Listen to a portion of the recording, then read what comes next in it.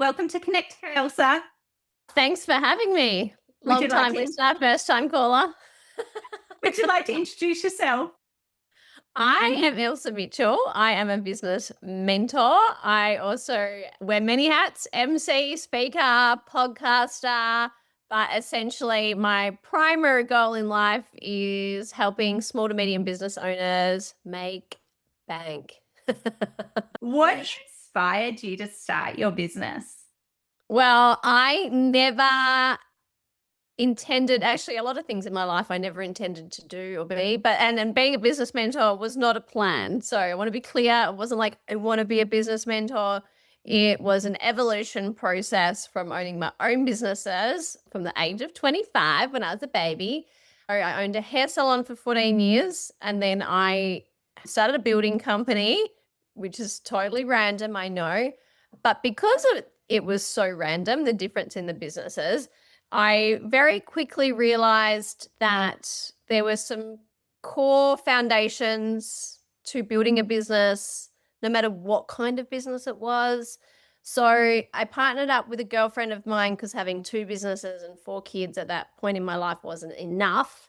I thought, let's do another one. And she was like you, Jena, massive nerd. No, Thanks. really, really good with the tech and the website and SEO and things like that.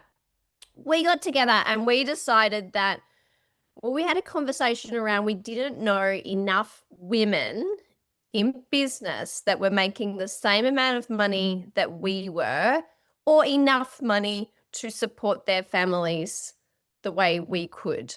And we wanted to change that. So we were like, okay, let's just start this thing. We weren't really sure how it was going to look. We had no idea where it was going. And it just evolved into now I am a full-time business mentor. I no longer have the other businesses. And I do want to touch on something else because it's not just about money, even though I joke about it.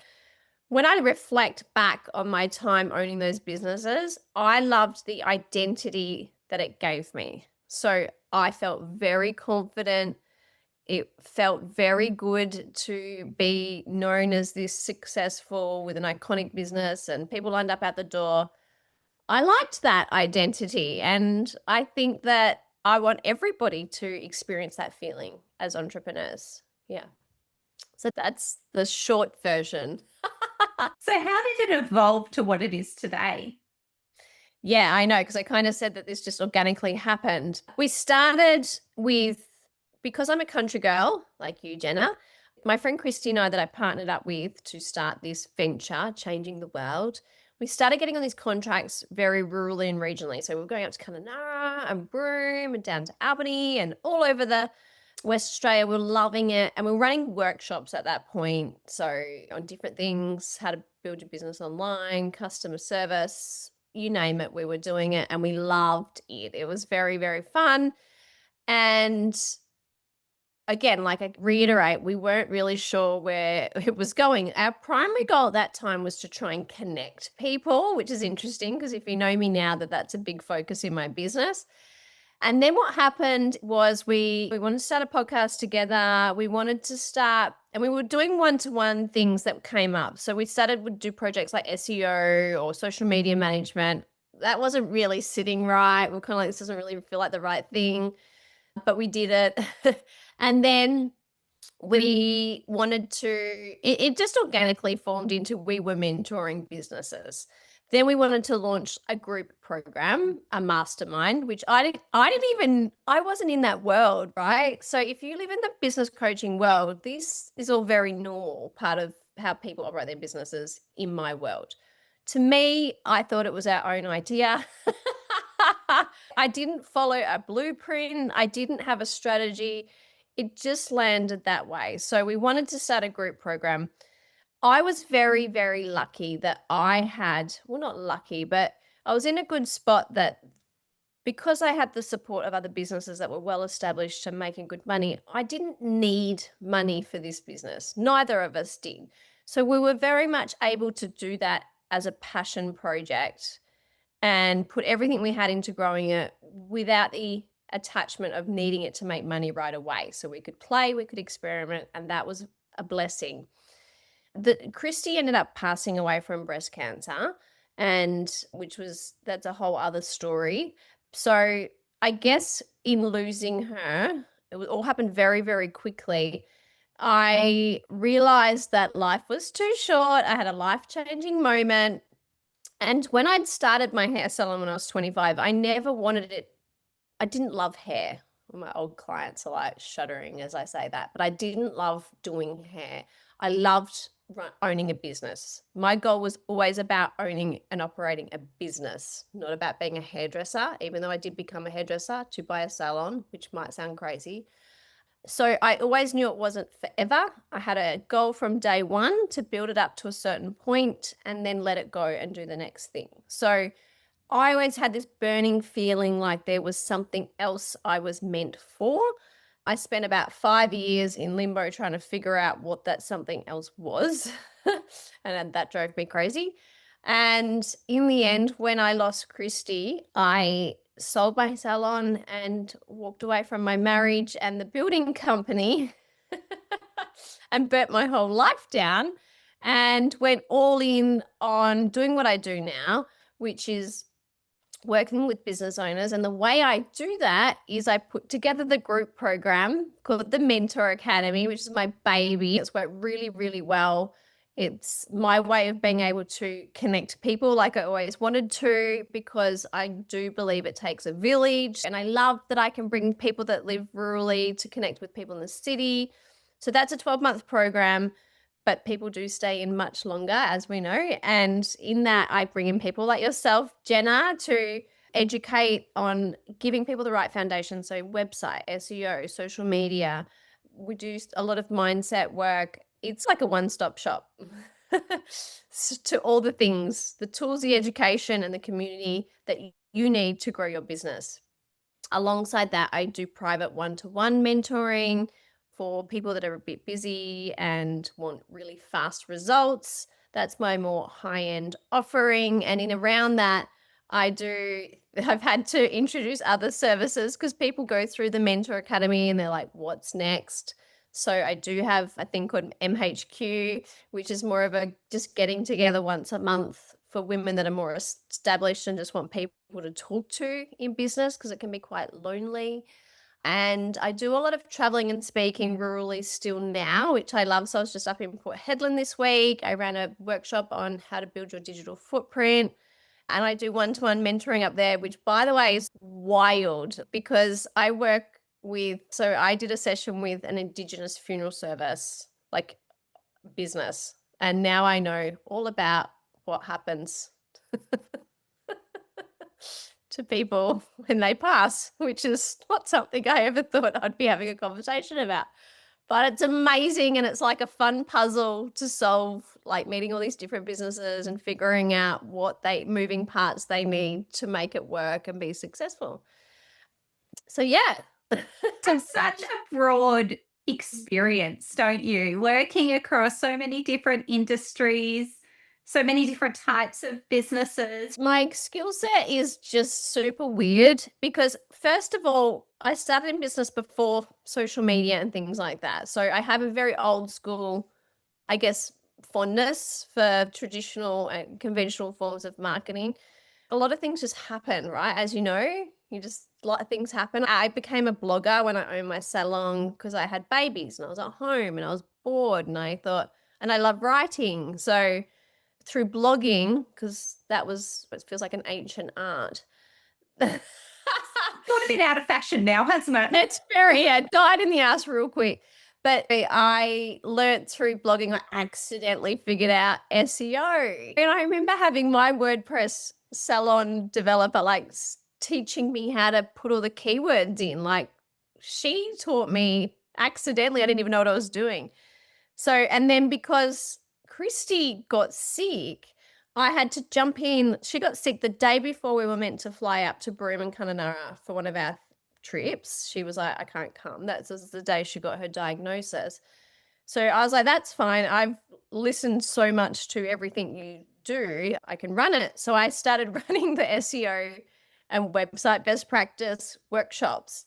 So all my knowledge and my skills have been acquired through very unconventional and a little bit tragic ways, which is often quite hard to explain to people because people are like, what the hell? How did you land here? And I'm like, oh, it's a long story. But I've always, one thing that has always been true and been the core of what I do is that from the age of 17 doing my TE or ATAR as it's called now, I knew I wanted to own businesses. I just knew that.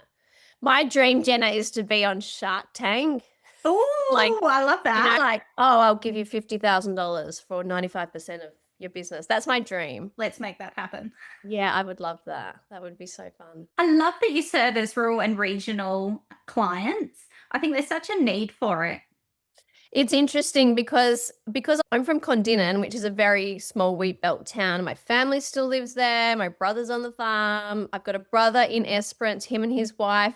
This is super cute. I don't know if they'll like me calling it cute, but our first farm, and I say first because we have a lot of farms now, was called Wyoming Farm, and which is classic farm name. And so he has Wyoming Transport in Esperance, and they do trucks, freight, cart things, whatever. I have my sisters in Bustleton, but I am in Perth now because I am a blended family. I don't think I would be otherwise, but it's sometimes that rural and regional businesses like to support local, right? And I know this. So sometimes I'm very aware. I don't want to step on anyone's toes because I often feel like I don't know which camp I belong in. And if you know me and you know me well, you will know I am a through and through country girl. Everyone says she looks so polished until she opens her mouth. But I love that work. And the reason I love it so much is for a couple of reasons. Number one, they are my people. They get me. I can go up to Broome, I can go up to Kununurra, I can go up to Port Hedland, and I can be my authentic self. I can swear like a trucker. People just get me. Love it. Right. I could kick my shoes off. But the other thing I love, Jenna, is the connection is so real. So the connections that I make with the businesses there, they become friends for life. It just is different. There's no agenda. And I can hand to heart say, and I keep learning this over and over again, they're so grateful that you come and you show up because not many people do it. And whilst it's amazing to use who they have locally, it's always nice to have a different opinion or a different perspective, right? Absolutely. The other thing with the supporting local is sometimes people don't want to share their private whatever's going on in their business with somebody local because it's a small town. So they appreciate having someone separate. They also appreciate having, like, I've got contacts, not just in Perth, but all over. And I can say, you should connect with this person and this person. So it gives access. And the other thing is, it reminds me that we get so trapped in our bubble of being a certain level of women in business that when we connect with others that are like-minded, and it's so nice to be reminded that all these other businesses exist that don't have that access and they don't have that knowledge yet and they don't have that information and they need it and want it. I love that. Yeah. I do think so many small businesses get trapped in, I like the word bubble. The comfort zone really, isn't it? Where you can get to know people and you feel really comfortable there. So you stay in that zone. But sometimes the best thing for your business is actually to connect outside of that bubble. And so I love how you help people do that. Exactly. And you could be in Perth and everyone's so caught up with being seen at the right events and being tagged and being on social media. And then you go to a remote community and they don't give a shit about any of that stuff. They have a completely different way of operating their businesses and they're probably much bigger businesses. So it's great because I love to go, let's not get caught up too much over here with what we think. There are all these other ways to do business. And I love that I have access to that knowledge and information. Plus I get to connect with some businesses I'm like, I've never even heard of that as a thing. Like I learn so much. And what's interesting is I don't know a thing about how a funeral service works. Now I do, by the way. Yeah, it was wild to me. especially being out in the middle of nowhere, and we won't go there. But I can still help them put their business together, even though I'm learning about embalming and transporting bodies. And it's because those foundations are the same, aren't they? To build a Pretty business that's much. going to last, you need a set of foundations. Yeah, even the way you operate as a human being.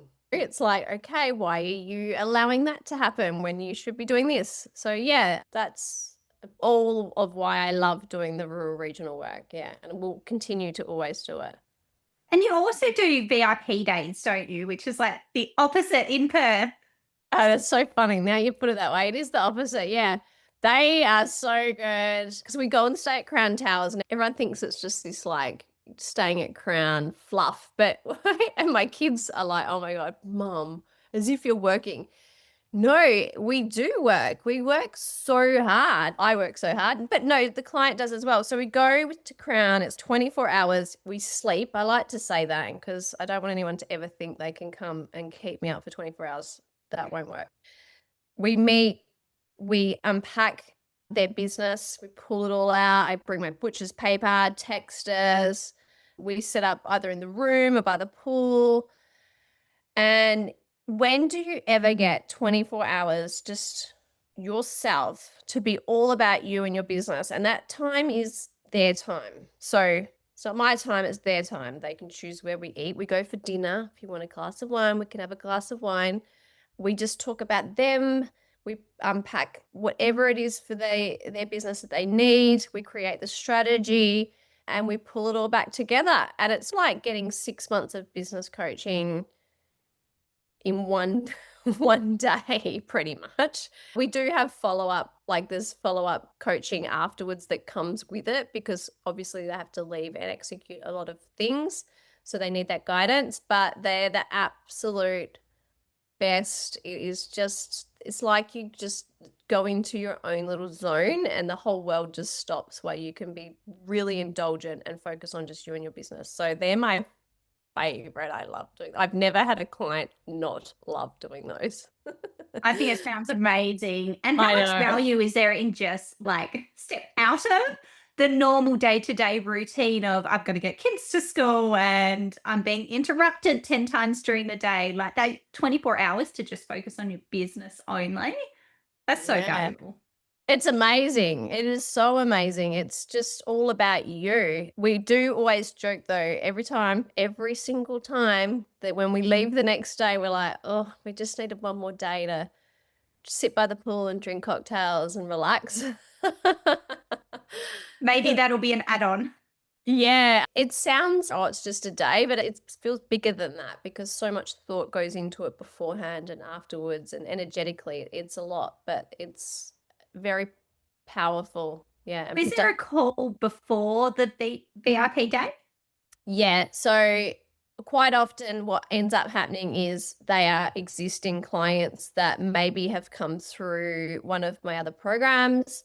So I already know if it's a new client, absolutely. Yes. Because, and this is for me, like, I start thinking about this weeks before I start going through looking at their business, getting my head around their energy. So while everyone thinks, oh, I'm just paying her for a day, it's not that. It's so much. I'm making sure that energetically I arrive as my best self and I'm giving all of my best energy to that client on that day.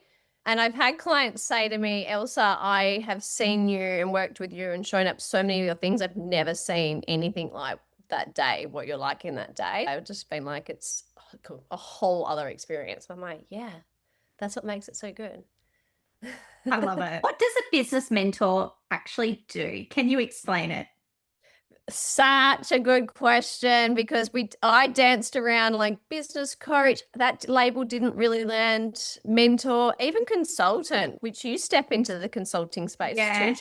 So it's interesting, and because everybody is so different, right? So especially in coaching, there are coaches that are more like woo girls, like accountability. Woo, you can do it. Uh, Everyone is different. And this is why I think as well, when you're looking to work for someone to grow your business, you really need to be clear on what your outcomes are. So the way I explain it, because the kids ask, right, Mum, what do you do? I'm like, I teach people how to run a business is a big part of it.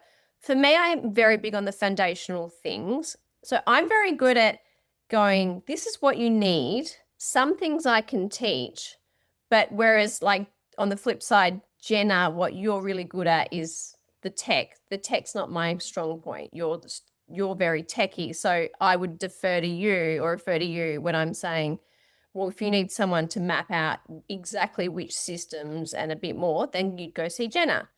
I am really good at the seeing the holes or what you're not seeing, but it takes quite a lot to pull out what's going on for someone's business, and they have to be very honest and transparent. And then I can say, okay, I think I can find the holes, I find the gaps, and that might be financially, it could be the systems in terms of they don't have the right website set up or the email marketing or their social media or their staff aren't doing what they're meant to be doing. I do a lot of staff training. I call it mentoring because that's a word that I feel lands best for me. It's probably a mix of coaching, consulting, educating, teaching. But like I say, we are all different, very, very different. And I am a bespoke mentor. And what that means is I don't have a blueprint or a one size fits all strategy that I go around and teach businesses. I work mainly with service based businesses. And I believe in working out the business owner and their identity and the way they best work, and then creating strategies to get their business where they want it to be that best suits them. Because there's no point in me coming in and going, do it this way, if they're just not going to keep maintain that because it's not who they are or what feels aligned for them. And it is interesting how we can have such differing perspectives. But also, by the same token, I'm not going to be for everybody, and you're not going to be for everybody. And that's okay. And that is okay. Yeah. And so it's like when you are a hairdresser, I always use this analogy, and you are learning to cut hair. I would get all the seniors to train the apprentices in my salon, and I would say to the apprentices, each person, each stylist will teach you a different way of doing the same haircut. You take the way that works for you. Oh, I love that. That is a really good way of explaining it. Because Yes. sometimes it has to land differently, doesn't it? Yeah, For we it to really resonate with them. Yeah, we all have different learning styles. So I'm like, none of us are wrong. As long as the final product result looks amazing, I don't give a shit how you get there. Pick the stylist's way of teaching you that best lands in your brain. So it's the same with the mentoring and coaching. If it's not feeling right and it's not landing for you, well, then it's probably not the right way for you. Yeah, yeah. And I Yeah. think a lot of the cookie cutter strategies don't work because it doesn't take into consideration that particular person, like the way they operate, what actually works for them. So for me personally, I need structure. Like if I don't have structure in my business, I will fall apart. I need something holding me together. Mm, Whereas for someone else, that is not how they work at all. And they actually don't want, I guess, the boxes to be yes. like, oh, you need to do this and then you need to do this. That tick list doesn't work for everyone. The other thing with cookie cutter strategies is it isn't sustainable and it doesn't have longevity because, as we know, the world changes very, very quickly. And because I have been in business so long and I was in business when the GFC hit, I've had babies, I have had a divorce, I've been a single mom. Wow, I'm really selling myself here. I've been through the pandemic and now we're going through the war. And I know that what worked yesterday might not work tomorrow. And so we cannot become ingrained and obsessed with those cookie cutter strategies because they may need to pivot. We've got to have multiple strategies in place to support us to ride the highs and the lows. Absolutely. I think that's one of the biggest things I emphasize is just that ability to pivot. Yep. absolutely. And to stay calm ah, when the shit hits the fan, like right now with everybody freaking out about the war and the fuel. I'm like, it's going to pass, guys. It's going to Yeah. suck for a while, but it will pass.